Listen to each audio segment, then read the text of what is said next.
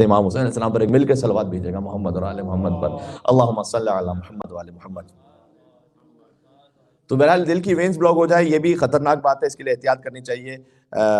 آپ ماشاءاللہ اس کے لیے پریکاشنز کرتے ہی ہوں گے، واک ہے، دوسری چیزیں، لاک ڈاؤن میں ذرا سا مشکل کام ہے، لیکن احتیاط کیجئے پھر بھی۔ لیکن اس سے بڑھ کر ایک خطرناک بات ہے، روحانی مرض ہوتا ہے وہ جو اللہ تعالیٰ کہہ رہا ہے نا کہ فی قلوبہم مرض، ان کے دلوں میں مرض ہے، اس کی وینز بلاک نہیں ہے، اللہ تعالیٰ یہ نہیں کہنا چاہ رہا۔ مسئلہ کیا ہے؟ اس کے دل میں جو مولا علی کی محبت ہے نا وہ بلاک ہے۔ اللہ کہتا ہے فزادہم اللہ مرضا، ہم اس مرض کو اور بڑھا دیتے ہیں، پھر وہ کیا ہوتا ہے؟ بہکی بہکی باتیں کرنے لگتا ہے، کہتا ہے جو بھی مولا علی کے مقابل میں ہے اس کا احترام کرو۔ یعنی میں آپ سے عرض کرنا چاہ رہا ہوں قرآن کے مطابق جو عدو علی کا احترام کرے نا، مولا علی کے دشمن کا بھی، اس کا مطلب اس کا دل صحت مند نہیں ہے، مریض دل ہے۔ جب دل جسمانی طور پر مریض ہوتے ہیں تو کارڈیولوجسٹ کے پاس جانا پڑتا ہے، دل روحانی طور پر جب مریض ہوتے ہیں نا تو مجلس امام حسین میں آنا پڑتا ہے کلینزنگ کے لیے۔ ایک مل کے صلوات بھیجے گا محمد اور آل محمد پر، اللہم صلی علی محمد و آل محمد۔ دیکھیں بڑی اہم بات ہے حالات حاضرہ پر۔ اب میں کیا تبصرہ کروں، صورتحال آپ کے سامنے ہے کہ ایک مدرسہ طوبہ ضیاء البنات اس کا نام ہے، اس کے معلم کا آپ نے خبر پڑھی ہوگی، مفتی صاحب نے کہ ایک طالبہ کے ساتھ جنسی زیادتی پر گرفتار کیا گیا پاکستان میں چند دنوں قبل۔ اب معاملہ یہ میں کیوں ذکر کر رہا ہوں، یہ لوگ ہوتے ہیں جو محرم میں جو ہے نا اپنا گلا پھاڑ پھاڑ کے کہتے ہیں او جی ہم زندہ و جاوید کا ماتم نہیں کرتے، ہم زندہ و جاوید کا ماتم نہیں کرتے، پر مدرسوں میں بچوں سے زیادتیاں خوب کرتے ہیں، زندہ و جاوید کا ماتم نہیں کرتے لیکن یہ کام بڑے ذوق و شوق سے ہوتا ہے۔ یہ وہی شر پسند ہیں جو محرموں میں لوگوں کے جذبات سے کھلواڑ کرتے ہیں، جذباتی تقریر کر کے شیعہ کافر کے نعرے لگواتے ہیں، جلوسوں میں پتھراؤ کرواتے ہیں۔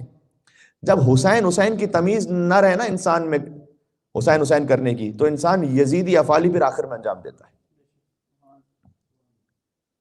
اور اسی یزیدی فکر کا نتیجہ ایک اور یوٹیوبر اور ٹک ٹاکر مفتی صاحب جنہوں نے محرم میں کہا کہ آپ شادیاں کریں بہت، ان شادیوں کے بڑے فائدے ہیں۔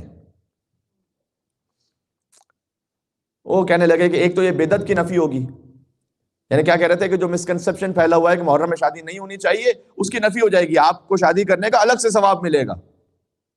یوں کہہ رہے ہیں محرم میں شادی کرنے کا نعوذ باللہ الگ سے ثواب ملے گا، اس لیے کہ مسکنسپشن آپ دور کر دیں گے۔ اچھا دوسرا فائدہ یہ ہے کہ محرم میں ان کے بقول میں کوٹ اینڈ کوٹ شادی ہال بڑے سستے ہوتے ہیں، تو سستے میں شادی ہو جائے گی۔ یہ کوئی بات ہے کہنے والی؟ واقعاً کیا بکی ہوئی سستی سوچ ہے۔ تو میں مولوی صاحب سے کہنا چاہوں گا کہ میں کوئی بد دعا نہیں دے رہا، فقط آرگومنٹ کا جواب دے رہا ہوں کہ آپ پھر اپنے والد صاحب کی وفات پر ان کے جنازے پر پہلے نکاح کا اہتمام رکھیں، اپنا نکاح رکھیں یا اپنے بچے کا نکاح رکھیں۔ میں نے کہا نا بد دعا نہیں دے رہا، میں فقط جو آپ نے سوال کیا میں اسی سچویشن کے ساتھ جواب دے رہا ہوں۔ آپ جنازے کے ساتھ جب نکاح رکھیں گے اس کے بھی بڑے فائدے ہوں گے، یہ جتنے آپ نے فائدے سارے گنوائے ہیں۔